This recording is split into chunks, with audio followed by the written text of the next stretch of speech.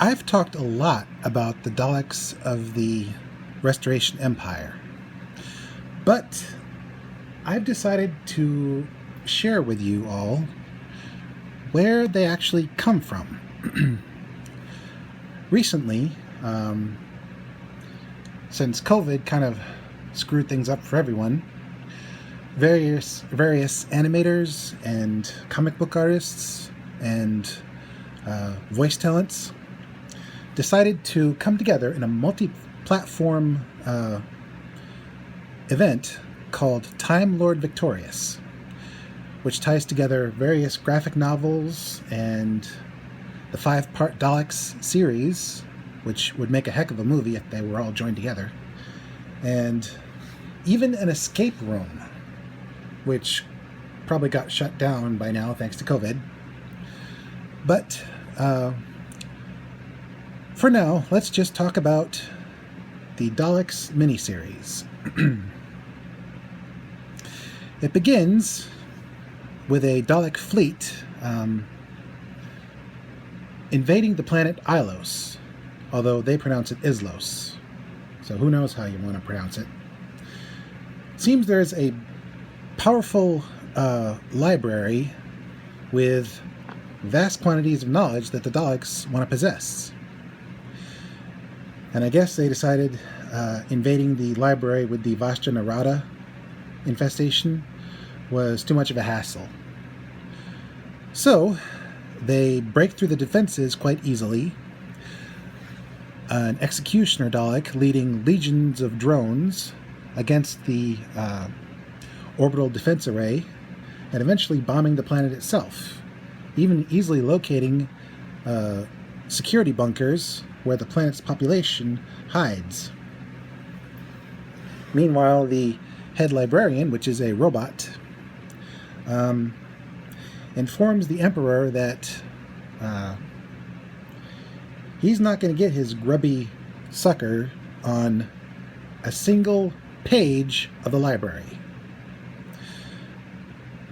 And when the Emperor orders the destruction of all the security bunkers to make it so nobody gets to read any of those books on that planet, the strategist, wearing his battered and ancient classic Dalek travel machine with pride, or the Dalek equivalent of pride, advises caution, because every life form wants something. So he suggests an alternative approach. The Emperor tells the librarian that he just wants to possess the library, but if he can't have it, it's toast. And the librarian blinks first. But after the Daleks land, they find out the librarian has pulled a fast one. The population has left the planet for an alternate reality through a portal. It seems deep in the archives, the librarian stumbled across knowledge of an ancient entity that had opposed the Daleks in the dark times. And she made contact, and it promised to shelter the people of Ilos and shelter the archive, which just finishes emptying into the alternate reality just as the Daleks land. So they got bupkis. And what's worse, the entity is coming through the portal after the Daleks. And while the librarian is a robot, she takes great pleasure in seeing the Daleks run with their metaphorical tails between their metaphorical legs. Part 2 kicks off with the entity whooping the Daleks something fierce. It takes out Dalek saucers like they were cardboard, and even manages to take out all the Daleks on Skaro. Nobody survives. So the Emperor orders the strategist to head to the 5th galaxy and access the Sentinel, which it does. Unfortunately, the Sentinel is a wee bit stupid. It keeps calling the strategist Emperor, and when they head down to where they're heading, an ancient bunker filled with reserve Daleks, decked out in red and gold livery, who look marvelous, by the way.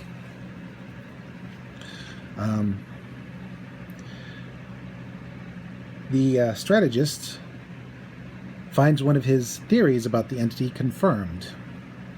It's so fast and so powerful because it's out of time, like beyond time itself. It got to Skaro first.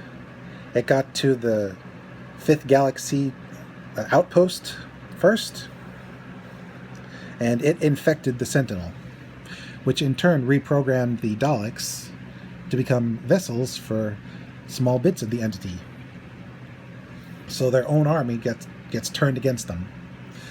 Luckily, some surviving loyal Daleks show up and engage the enemy Daleks in battle. Unfortunately, the strategist sees that there's no alternative but to leave the bulk of the army and the remaining executioner Daleks behind.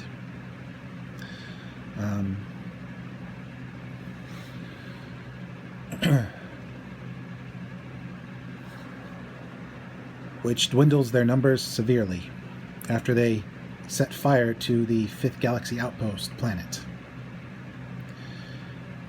And so, with one ship badly damaged, and the crew of the ship, any remaining scientists and time commanders, getting zapped by their own consoles due to outer hull damage, Star Trek style, it's up to the Emperor, the strategist, and the few remaining drones left to limp their ship to somewhere and someone that can help them. But who would help the Daleks? In part 3, we find out just that answer. The mechanoids. At first, both groups are hostile towards one another until the Queen, decked out in blue with a gold top,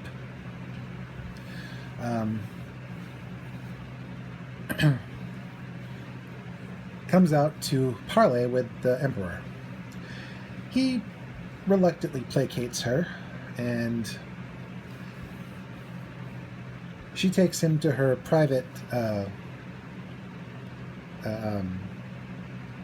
planetarium to first see the stars, which the Emperor ignores, and then sees Skaro, devoid of activity, and a scan of destroyed Dalek vessels, which doesn't visibly faze the Emperor, but yeah, he's cheesed off. And so the Emperor explains the situation, what's coming after them, this green energy life form that they know only as the Entity, and how they might work together to stop it, because this thing is going to go after the mechanoids eventually, so why not stop it now? Although the Queen wonders whether or not she should let the Entity have the Daleks first. Meanwhile, the strategist parleys with a red mechanoid scientist who seeks to fix the security grid that the Daleks kind of broke on their way in, and figure out a way to study and, if necessary, destroy the entity. Unfortunately, the grid protecting the planet falls like a house of cards. But that was the plan, since knowing that the mechanoids wouldn't willingly help the Daleks, the Emperor led the entity right smack dab to Mechanos, or Mechanoid Prime, or whatever their planet's called.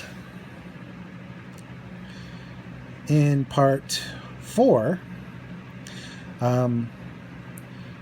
the last of the drones, after starting to worry about their Emperor, decide to start shooting up the place, and the mechanoids stationed outside the Dalek spaceship are forced to take him out. And the Queen wonders why there were only 4 drones available for that attack. And she figures out, uh-oh, there are only 2 Daleks left. And so, after sacrificing many of her troops to protect the main mechanoid city with a shield, eventually the entity bombardment breaks through, and the entity possesses one of the mechanoids, demanding they hand over the Emperor. Eventually, after seeing how callous the Daleks are when it comes to potential allies, friends, alloys, okay. She decides to wash her metaphorical hands of the whole thing and say, you want the entity gone? Shoot it yourself, and locks him out of her chambers. So the Emperor tries and fails to shoot the entity with its gun, and it endures wave after wave of energy attacks, but it survives. Meanwhile, the strategist is working with the scientist to reconfigure the shield emitters around the planet into beam projectors, which will hopefully be able to teleport the entity back to its reality. And it works, just before the Emperor gets fragged.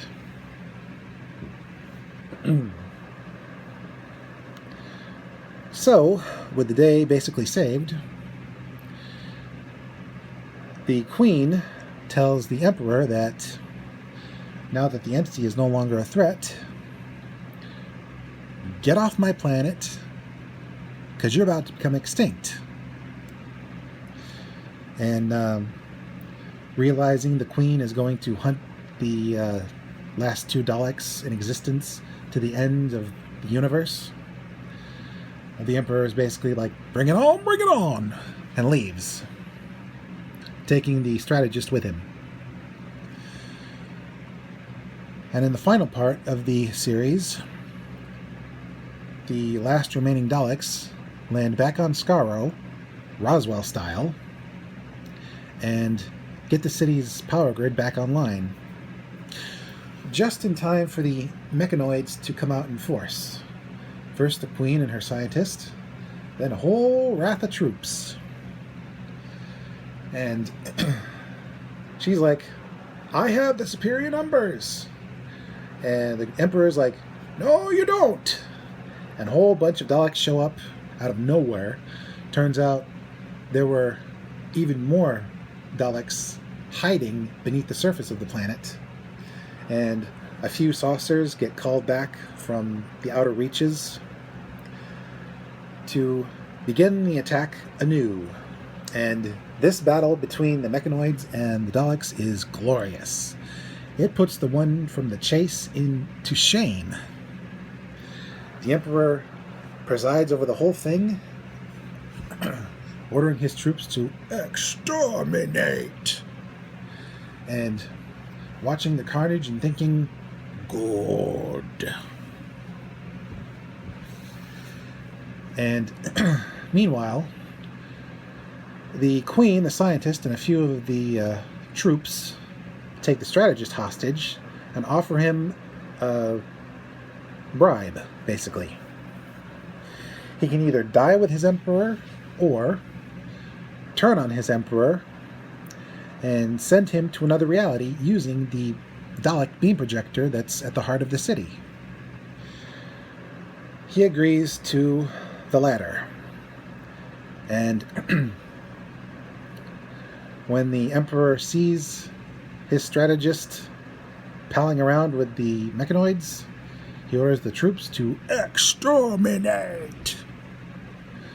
And while the Queen and the remaining troops cover the entrance, a slightly damaged